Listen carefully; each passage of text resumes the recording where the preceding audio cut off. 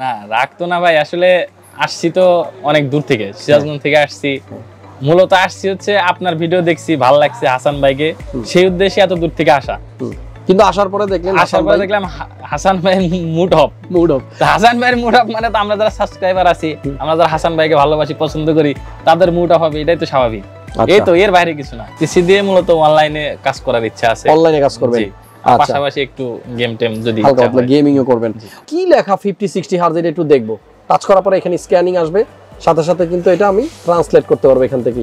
So এবার দেখেন এই টোটাল লেখাটা, এটা কিন্তু তাইওয়ান লেখা, কি চাইনিজ মানে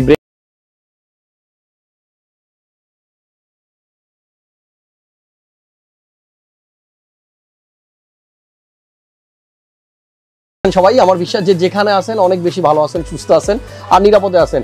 আবারও চলে আসছি নতুন একটা পিসি বিল্ডের ভিডিও নিয়ে, কিন্তু আজকের ভিডিওটা একটু অন্যরকম। যাদের বাসায় একটা HP M22f মনিটর আছে, যারা ভাবতেছেন HPর এই মনিটরটা কিনবেন, তাদের জন্য গুরুত্বপূর্ণ কিছু মেসেজ দিব আজকে, যেটা আপনারা কেউ জানতেন না। সো সাথেই থাকবেন। আর রাকিব ভাইয়ের জন্য একটা পিসি বিল করা হচ্ছে। রাকিব আসছে সিরাজগঞ্জ থেকে, পিসিতে খরচ হয়েছে ৭৬,০০০ টাকা। সো ৭৬,০০০ টাকার মধ্যে ফুল পিসি বিল যারা করতে যাচ্ছেন, তাদের জন্য আজকের ভিডিওটা খুবই স্পেশাল। চলুন কথা না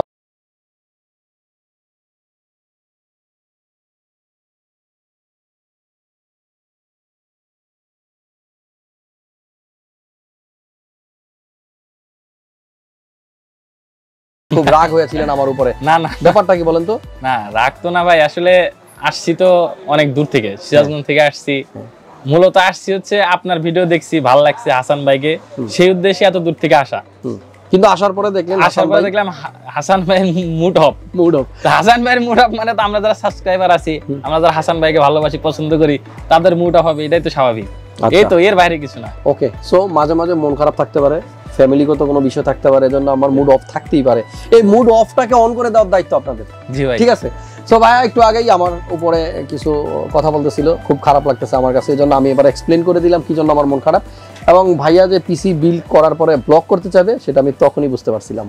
সো যাই হোক, সিরাজগঞ্জের রাকিব ভাইয়ের জন্য পিসি বিল্ড করা হয়েছে। আর আমি এই ভিডিওটার মাধ্যমে আমার দর্শককে খুবই ইম্পর্টেন্ট একটা মেসেজ দিব, এবং এটা আপনিও আজকে জানতে পারবেন। আমার প্রত্যেকটা ভিডিওতে এরকম কিছু না কিছু আমি জানানোর চেষ্টা করি, যেটা হয়তো আপনারা রেগুলার আমাদের সাথে কানেক্টেড থাকলে জানতে পারবেন। সো সবগুলো ভিডিও দেখবেন, কোনো রকম না টেনে। আর রাকিব ভাই পিসি দিয়ে কি কাজ করবেন? পিসি দিয়ে মূলত অনলাইনে কাজ করার ইচ্ছা আছে। অনলাইনে কাজ করবেন, পাশাপাশি একটু গেম টেম যদি হালকা গেমিংও করবেন। ওকে, সমস্যা নাই। আপনার কম্পোনেন্টগুলো কি কি আমরা একটু আইডিয়া দিব দর্শককে। কিন্তু তার আগে, যেটা ভিডিও শুরুতেই বলছি, একটা মেসেজ দিব গুরুত্বপূর্ণ, সেটা নিয়ে একটু কথা বলি। আপনারা অনেকেই জানেন যে HPর 22f নামে একটা মডেল ছিল, 22fw নামে একটা মডেল ছিল, যে মনিটরটা এখন আর মার্কেটে খুঁজে পাওয়া যাচ্ছে না, এবং লাস্ট সে মনিটরটা 20,000 টাকাও বিক্রি হয়েছে। সে মনিটরটা কেন HP বন্ধ করে দিল? HP কি জানে না যে বাংলাদেশে এই মনিটরটার প্রচুর ডিমান্ড, এত চাহিদা? আসলে ব্যাপারটা হচ্ছে যে আগে যে মনিটরটা ছিল 22f এবং fw, সেটা ছিল 60 হার্জের, মানে রিফ্রেশ রেট ছিল 60 হার্জের, যার কারণে সেই মনিটরটা কোম্পানি বন্ধ করে দিয়েছে। 75 হার্জের মনিটর এখন অ্যাভেলেবল সব জায়গায়। সো তারা 75 হার্জ দিয়েই নতুন মনিটর বানাচ্ছে, যেটার মডেল M22f কিংবা M22fw। আচ্ছা, আমাদের সামনে HP M22fw নট fw মনিটরটা আছে। আমরা এই মনিটরটাকে একটু ঘুরাই দিই। এই মনিটরটা ইম্পোর্ট করে স্মার্ট টেকনোলজি। আর এই মনিটরটা স্মার্টের কিনা সেটা বোঝার জন্য সাইডে কিন্তু একটা স্টিকার থাকবে। এই জায়গাটাতে আপনারা খেয়াল করবেন যে লেখা থাকবে, দেখতে পাচ্ছেন স্মার্টের এখানে কিন্তু ঠিকানাই দেওয়া আছে। সো এটা একটা অথরাইজ মনিটর, এটা নিয়ে কোনো সন্দেহ নাই। কিন্তু প্রবলেমটা হচ্ছে ব্যাক সাইডে। আমরা যখন এদিকে তাকাবো, দেখেন এখানকার ভাষাগুলো আসলে এগুলো কি চাইনিজ না জাপানিজ আমি নিজেও জানি না, পড়তেও পারি না। সো এইখানে একটা জিনিস দেখেন, 50/60 হার্জ লেখা। অনেকেই হয়তো এটা বাসায় নেওয়ার পরে ভাববেন যে মনিটরটা কিনলাম 75 হার্জের, বাট মনিটরটা এখন 60 বা 50 লেখা কেন? আচ্ছা, এই লেখাটা যেহেতু আমি পড়তে পারি না, আমার কাছে যে ফোনটা আছে এটা আমি ট্রান্সলেট করতে পারবো। সো আপনাদেরকে একটু দেখাই দিই। যেমন আপনারা সবাই জানেন, এটা কিন্তু 13 Pro Max এর একটা অ্যানাদার ফিচার, যেটা অনেক মোবাইলে থাকে না।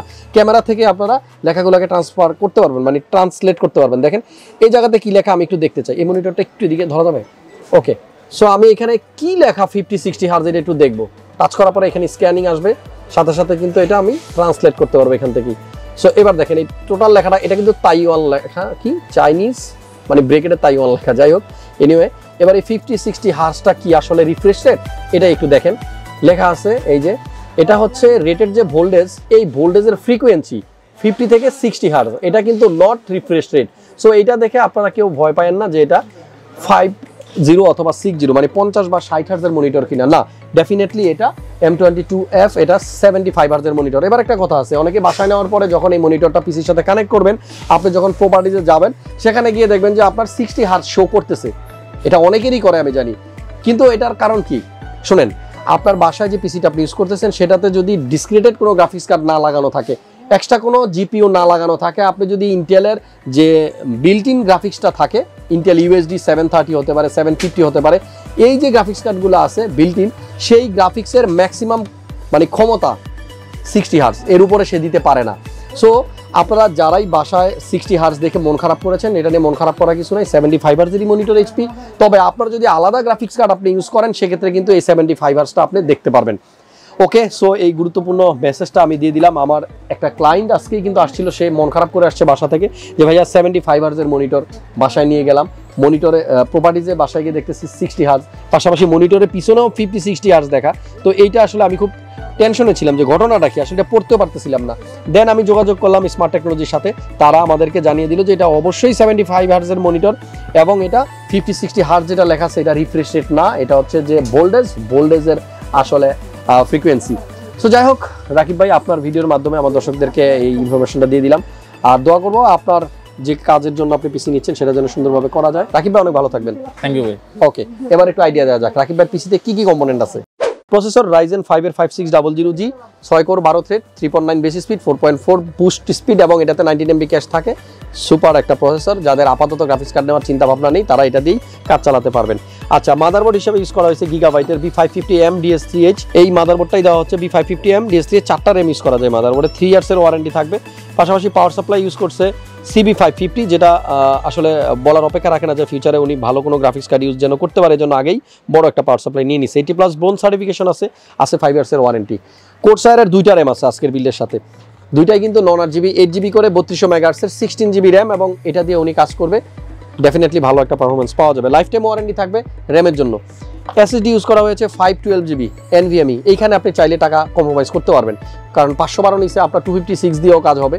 সো 512 NVMe M.2, এটা হচ্ছে কিংসম্যান ব্র্যান্ডের তাইওয়ানের প্রোডাক্ট, আর ইনস্ট্যান্ট রিপ্লেসমেন্ট ওয়ারেন্টি আছে। মনিটর প্রথমেই বলেছিলাম M22f, এটা হচ্ছে এইচপির বর্তমান যে 22 ইঞ্চি মনিটরটা মার্কেটে অ্যাভেলেবল আছে সেই মনিটরটা। আচ্ছা, এখানে একটা কুলার দেখতে পাচ্ছি গেমম্যাক্সের 400 V2, এই কুলারটা চেষ্টা করবেন যে স্টক কুলার যেটা দেওয়া থাকে সেটার থেকে বেরিয়ে এসে একটু ভালো একটা কুলার নেওয়ার, তাহলে কুলিং সিস্টেমটা ভালো থাকবে। বাজেট থাকলে থেকে আরো ভালো কুলার আছে সেটাও নিতে পারবেন। আমাদের আজকের বিল্ডের সাথে যে কম্পিউটার কেস ইউজ করছি এটা ম্যানিয়া X1 এর মতো দেখতে, বাট এটা রিভেঞ্জার X8, একই রকম হুবহু। সাইডে কিছু ডিজাইন থাকে, লাইটিং থাকে, পিছনে এবং সামনে মোট 4টা ফ্যান থাকবে এবং ফুল সামনের পার্টটাই মেশ। খুব ভালো একটা এয়ার ফ্লো থাকে এবং ভালো কুলিং সিস্টেম। সাইডের এই গ্লাসটাকে খুলতে পারবেন ইজিলি। কিবোর্ড ফ্যানটেকের হান্টার প্রো K511, 1000 বা 1100 টাকার মধ্যে 8GB কিবোর্ড, মোটামুটি এটাই মার্কেটে বেশি চলে। Warranty 1 years. আর একটা টিপি লিঙ্কের ডঙ্গল আছে 150 Mbps, এটা যারা ওয়াইফাই ইউজ করতে চাচ্ছেন পিসির সাথে তারা নিতে পারেন, তবে এটা নেবেন 200-250 টাকার, যেটা সেটার কোয়ালিটি খুব একটা ভালো হয় না, তবে 200 টাকায়ও পাওয়া যায়। আমাদের আজকের বিল্ডার মোটামুটি এই ছিল কম্পোনেন্ট। ফাইনালি আরো দুটা কম্পোনেন্ট আছে, যেমন একটা মাউস আছে, একটা ফ্যান্টেকেরই Phantom X15 8GB gaming mouse, এবং ফাইনালি একটা 8GB gaming headphone AG20 chip 2 Fantech brand. So এই হচ্ছে কম্পোনেন্ট। রাকিব ভাইয়ের পিসি বিল্ড করা হয়েছে 76,000 টাকার মধ্যে। যারা এই 76,000 টাকার মধ্যে এরকম একটা পিসি বিল্ড করতে চান, মার্কেটে আসেন, আসা নানান জায়গায় ঘোরাঘুরি করেন, সব জায়গা থেকে ধারণা নেন, আইডিয়া নেন, রেট নেন, আমাদের কাছে আসেন। আমাদের প্রাইস নেওয়ার পরে যদি দেখেন কম্পেয়ার করার পরে যে আমাদের প্রাইসটাও মোটামুটি নেওয়ার মতো, তাহলে নিয়ে নেন। আর যদি প্রাইস বেশি হয় আমাকে বলেন, আমি প্রাইস কমিয়ে দিব। দেখা হচ্ছে নেক্সট ভিডিওতে। সে পর্যন্ত সবাই অনেক বেশি ভালো থাকেন, সুস্থ থাকেন আর নিরাপদে থাকেন। আসসালামু আলাইকুম।